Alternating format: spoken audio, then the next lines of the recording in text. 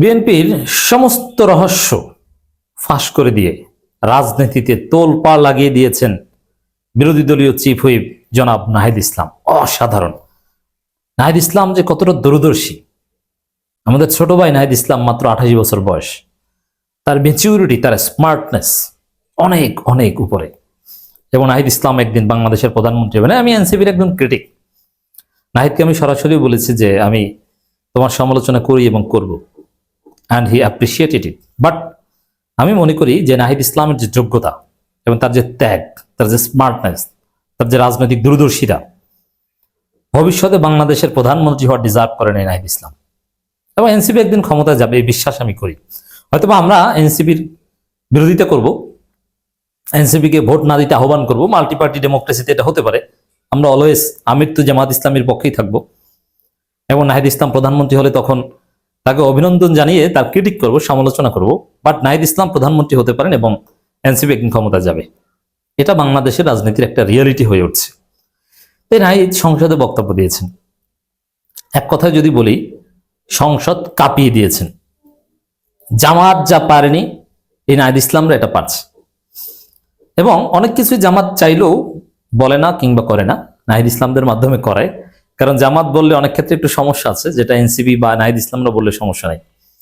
এক কথা বললে বিএনপির হাতে হারিকেন ধরিয়ে দিয়েছে, বিএনপির নানার গোমর দিবালোকে ফাঁস করে দিয়েছে, বিএনপিকে নাকানি চুবানি খাওয়াইয়ে একদম মুখে সুন কালি মেখে দিয়েছে। বিএনপির অবস্থা 12টা বাজিয়ে দিয়েছে, একদম অসাধারণ। দর্শক, শুরু করি কি কি ঘটিয়েছে নাহিদ। এবং এর মাধ্যমে আরো একটা বিষয় স্পষ্ট যে বিএনপি জামাত সমঝোতা যেটা ছিল, সেই সমঝোতাটা সম্ভবত আর থাকছে না, শেষ। সংসদে বিরোধিতার ক্ষেত্রেও বিএনপি জামাতের মধ্যে একটা সমঝোতা ছিল, সেটাও থাকছে না। সত্যিকার অর্থে আগামী অক্টোবরের পর দেখবেন বিএনপি জামাতের মধ্যে চূড়ান্ত ফাড়াফাড়ি লেগে গেছে। দর্শক, ফজু পাগলা একজন ভুয়া মুক্তিযোদ্ধা। ফজু পাগলার নামের পেছনে ভারতপন্থী মিডিয়া এবং আওয়ামী লীগ সবসময় মুক্তিযোদ্ধা লাগায়, যে মুক্তিযোদ্ধা ফজলুর রহমান। আসলে ফজলুর রহমান কোনো মুক্তিযোদ্ধা না। এমনকি নতুন যে জামুকা আইন অনুযায়ী জাতীয় মুক্তিযোদ্ধা কাউন্সিল যে নতুন মুক্তিযোদ্ধাদের তালিকা প্রকাশ করছে নতুন সংজ্ঞা অনুযায়ী, তাতে ফজলুর রহমান বা ফজু পাগলা মুক্তিযোদ্ধা নন। এবং ফজু পাগলা মুজিব বাহিনীর লোক। এখন ফজলুর রহমান মুক্তিযোদ্ধা নন এবং মুক্তিযোদ্ধাদের মধ্যে স্যাবোটাজকারী একজন লোক, এবং তিনি মুক্তিযোদ্ধা সাজতে পারেন না, পরিচয় দিতে পারেন না। এটা নাহিদ ইসলাম চমৎকার ভাবে পার্লামেন্ট উত্থাপন করেছেন। এখন বুঝেন যে ফজু পাগলার জীবন কিভাবে তামা হয়ে গেছে। জামাতের সাথে লাগতে যে এখন তার মুক্তিযুদ্ধের সার্টিফিকেটই নাই হয়ে যাচ্ছে। পুরো জাতি 2 দিন পর দেখলে বলবে যে ভুয়া মুক্তিযোদ্ধা।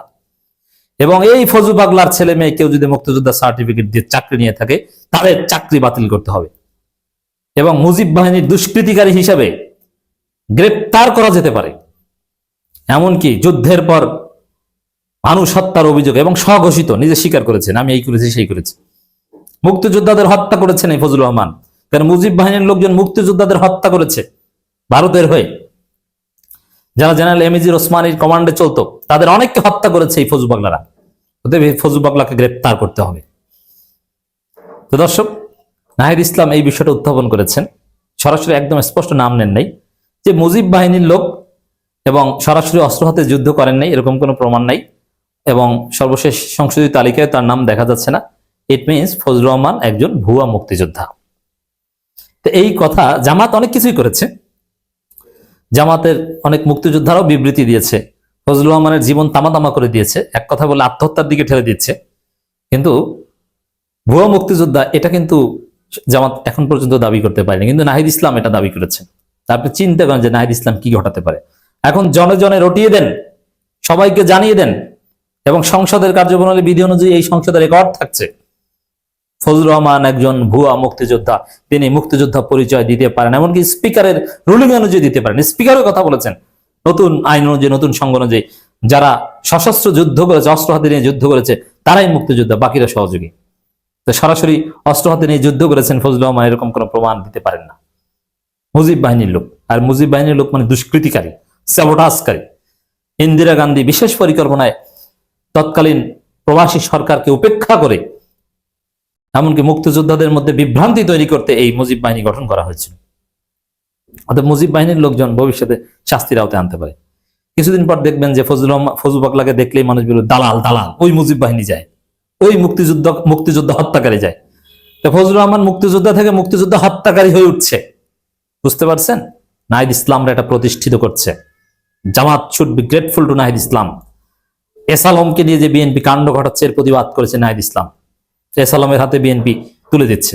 এমনকি যে ডাকসু নেতাদের উপর যে মব করা হয়েছে শাহবাগ থানায়, এবং সাংবাদিকদের উপর যে হামলা করা হয়েছে, এবং এর জন্য কোনো মামলা নেয়নি, স্বরাষ্ট্রমন্ত্রীকে জবাবদিহিতার কাঠ করা দাঁড় করাতে পেরেছেন নাহিদ ইসলাম।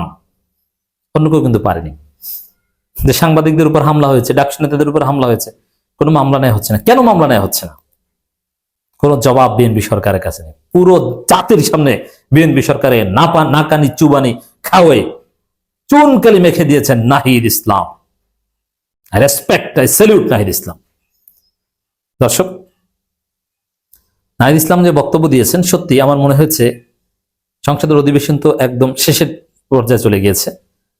বেস্ট বক্তব্যের মধ্যে একটা, অসাধারণ। প্রত্যেকটা লাইন নিয়ে এক একটা ফটোকার্ড হচ্ছে। নাহিদ ইসলামের প্রত্যেকটা সেন্টেন্স এক একটা ভাব সম্প্রসারণ যোগ্য বাক্য। এরকম বক্তব্য দিয়েছেন। সাথে থাকলে সঙ্গী, না থাকলে জঙ্গি। এর মানে পুরো আসলে এনসিপি রাজনীতি এমন একটা জায়গায় জামাতকে ডিফেন্ড করতে তারা বাধ্য এবং করছে। সবচেয়ে গুরুত্বপূর্ণ যে পয়েন্ট, নাহিদ ইসলাম বলেছেন সরকারের প্রেসক্রিপশন অনুযায়ী বিরোধী দল বিরোধিতা করবে না। এটা থেকে একটা বিষয় যে বিএনপি জামাতের মধ্যে, জামাত বিএনপির মধ্যে একটা সমঝোতা ছিল, মানে জামাত মানে এখানে জামাত জোট এনসিপি সহ, যে আমরা মিলেমিশে দেশ চালাবো, আমরা বিরোধিতা করলেও এই লিমিট বজায় রাখবো, এরকম একটা আন্ডারস্ট্যান্ডিং ছিল। তো এই জন্য বিএনপি এই আন্ডারস্ট্যান্ডিং এর উপর ভিত্তি করে জামাতকে কন্ট্রোল করতে চায়, বিরোধিতার লিমিট ঠিক করে দিতে চায়। কিন্তু না, বিরোধিতার লিমিট ঠিক করে দেয়া যাবে না, যায়নি। নাহিদ ইসলাম বলেছেন যে সরকারের প্রেসক্রিপশন অনুযায়ী, মানে যে আন্ডারস্ট্যান্ডিং হয়েছে ওই অনুযায়ী আমরা বিরোধিতা করবো না, আমরা আমাদের মতো বিরোধিতা করব। এর মধ্যে দিয়ে একটা বিষয় স্পষ্ট যে জামাত বিএনপির মধ্যে সমঝোতা এখানে শেষ।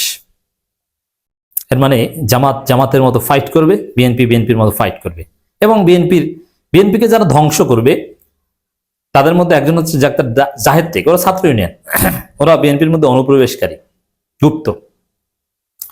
এরা উল্টাপাল্টা কথা বলছে। স্বরাষ্ট্রমন্ত্রী বলছে দেশে কোনো জঙ্গি নাই, ডাক্তার জাহেদ বলছে জঙ্গি আছে, এবং স্বরাষ্ট্রমন্ত্রী বলছে এই মুক্তিযুদ্ধ কার্ড আমরা আর খেলবো না, এই বিভাজনের রাজনীতি করব না। কিন্তু ডাক্তার জাহেদ তিনি বিএনপির কেউ না, ইউটিউবিং করে আজকে উপদেষ্টা হয়েছেন, ছাত্র ইউনিয়নের লোক। তিনি বলছেন যে জামাত ক্ষমা না চাওয়া পর্যন্ত, অপরাধ স্বীকার না করা পর্যন্ত মুক্তিযুদ্ধ কার্ড চলবে। বিএনপিকে বাঁশ দেওয়ার সমস্ত বন্দোবস্ত করছে ডাক্তার জাহেদ টেকা। এরা বিএনপির মধ্যে অনুপ্রবেশকারী, এরা ভারতের দালাল, বিএনপিকে ধ্বংস করবে, বিএনপিকে ফাঁদে ফেলছে, বিএনপিকে আওয়ামী লীগ বানিয়ে তারপর আওয়ামী লীগের মতো পরিণতি করাতে চাচ্ছে।